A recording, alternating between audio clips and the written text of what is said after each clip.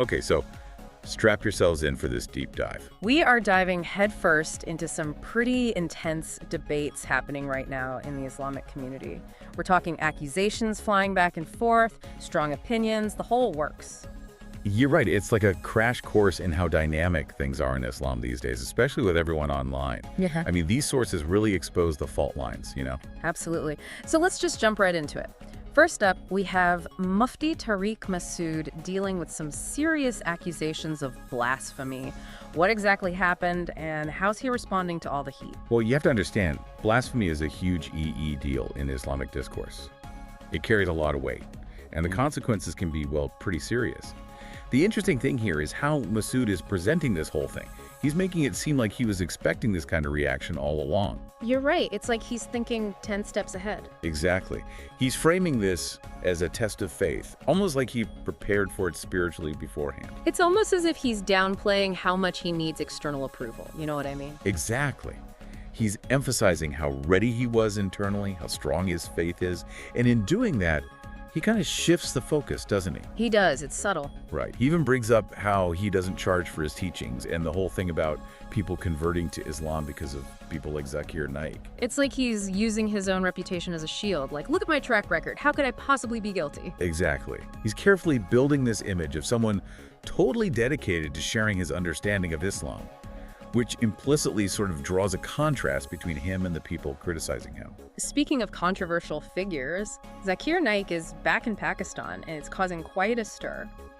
What's his deal, and why is this Dr. Ashraf Jalali calling him out so publicly? To get this, you gotta know Naik's background. He's like a televangelist, but with a global reach. He makes these big pronouncements that have gotten him into hot water before, which is ultimately why he was exiled from India. Now Jalali is calling him out directly. No holds barred. He's thrown down the gauntlet, challenging him on some very specific interpretations that Naik's known for. Yeah, Jalali even throws around the word fitna, which I think means something like a tribulation or a test, and he uses it in connection with Naik. He's not mincing his words. Not at all. He even accuses Naik of denying some of the Prophet Muhammad's attributes, which is a pretty fundamental disagreement in Islamic theology. And this is really the crux of it, isn't it? Deep down, there's this major divide in the Muslim community about how to interpret their faith in the world today. Not everyone's buying what Naik's selling, so to speak. And now we have engineer Muhammad Ali Mirza jumping into the ring, and man, he's taken a whole other approach. Yeah, Mirza really lets loose. He's not just disagreeing, he's going straight for his opponent's character, even accusing them of having inferior psychology or something. Mirza's style is definitely more confrontational, you could say. He's basically saying that some Islamic scholars are too afraid to challenge those in power, like they've got some kind of inferiority complex that keeps them from speaking out. It's like he's saying, if you're not actively trying to change the system that's supposedly oppressing Muslims, are you really part of the solution? He even gets really specific, bringing up luxury cars and this idea that some people are financially connected to Israel. Yeah, he's making a really bold connection there. Some might even say inflammatory. He seems to be implying that some scholars are benefiting from the same system they should be challenging, enjoying their comfortable lives while others are suffering. It's a pretty harsh critique, and it ties into his whole thing about how Muslims should be engaging with the world. He's not just saying, speak up more. He's talking about a totally different way of being in the world. Right, he focuses on technology a lot, right? Yeah. He wants Muslims to be creators, innovators, not just consumers. Yeah, like, we have the tools to shape our own narrative, so let's use them. Exactly. And it's pretty relevant, given how much of this whole debate is playing out online, influencing how people think with every post and share. It's true, which makes you wonder. Right, like who really has the authority in this digital age, It's up for grabs. Totally. And these sources we're looking at, they really get at that tension. It's like a battle for hearts and minds, all these different interpretations and personalities competing for influence. It's a lot, and it's not like everyone's coming out swinging like Mirza. We also have Rajan Zio-Haq, who's the CEO of Youth Club. He weighs in on the whole Mufti Tariq Masood situation, and he takes a much more, shall we say, diplomatic approach. Zio-Haq makes a really important point, one that often gets lost in all the back and forth.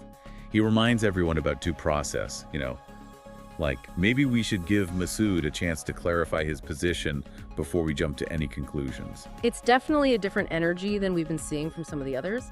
It's like he's saying, hold on, we still believe in innocent until proven guilty.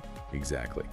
He's urging caution and reminding us that challenging someone's ideas isn't the same as attacking them as a person. It makes you wonder, are these just theological differences we're talking about, or is there something else going on? Power dynamics, personal agendas, maybe even rivalry. That's the million-dollar question, right? It's like we're watching this struggle for the soul of Islam in a world that's changing faster than ever. And the stakes are high. We're talking about interpretations of faith, social influence, maybe even political power. It's a lot. It really is. It's like one of those slow-motion earthquakes. We're just starting to feel the tremors now, but the aftershocks could last for years. And you know, Mirza, he never backs down from a challenge, does he? He doesn't just stop at criticizing institutions or calling for Muslims to embrace technology. He goes after specific individuals, and he doesn't hold back. You're telling me Yeah. he calls out Sahil ad-Din, right? Accuses him of hypocrisy for criticizing technology while at the same time using it to his advantage. Classic do as I say, not as I do situation. Totally. And then there's his whole take on Kaiser Ahmed Raja and his statements about wanting to fight in Palestine. He sees right through that. Oh yeah, he calls him out immediately. He points out that Raja has dual citizenship and the means to actually back up his words with action if he really wanted to. Right. The implication being, don't just talk the talk, walk the walk. It's like he's saying, put your money where your mouth is, prove that you actually believe what you're saying. Right, show us you're about it, not just the appearance of it. Exactly. And he doesn't even stop there. He challenges this whole idea of seeing the West as this one big monolithic entity. He's pushing Muslims to be more discerning, more critical in their thinking. Not all Western ideas or technologies are inherently bad just because they're Western. It's about nuance, isn't it? Thinking for yourself in a world that wants to tell you what to think. Yeah. It's about looking deeper, right? Not just accepting these surface level takes and using your own judgment to figure things out. Exactly. And I think what's so striking about these sources and these debates in general is that they really highlight how dynamic Islam is today. Right, definitely not some relic of the past. Exactly. It's not a monolith. It's a living, breathing faith, trying to figure out its place in a world of technology and globalization. It's wrestling with some big questions. It is. Questions about authority, about interpretation, about how to live as a Muslim in a world that's not always so welcoming. It's like this clash of civilizations happening within one civilization. That's a great way to put it. You've got some voices calling for caution and understanding, others pushing for radical change, and everything in between. And the thing is, there are no easy answers, right? I mean, this deep dive has shown us that there's no one right way to be Muslim in the 21st century. Definitely not. If anything, it's about asking the right questions, engaging in these conversations, and figuring out where you stand. And those conversations, they aren't going to stop anytime soon. Exactly. And this isn't just some abstract discussion, right? This isn't just theologians debating in their ivory towers. Right. This stuff has real-world consequences. Absolutely. These debates shape how people see Islam, how governments make laws, how entire communities function. It's a powerful reminder that every voice matters, every click, every share. What we choose to platform, who we choose to listen to, it all has an impact. 100%. So yeah, if you're listening to this, don't just scroll on by. Right. Don't just be a bystander in all this. Engage with it. Challenge your own assumptions. Figure out where you stand. These are important conversations to be having. Couldn't agree more. Well, this has been quite a journey. A huge thank you to you for guiding us through these fascinating and sometimes intense debates. It's been my pleasure, really. And to everyone listening, thanks for joining us for this deep dive into contemporary Islamic discourse. We'll see you next time for another exploration of the ideas shaping our world.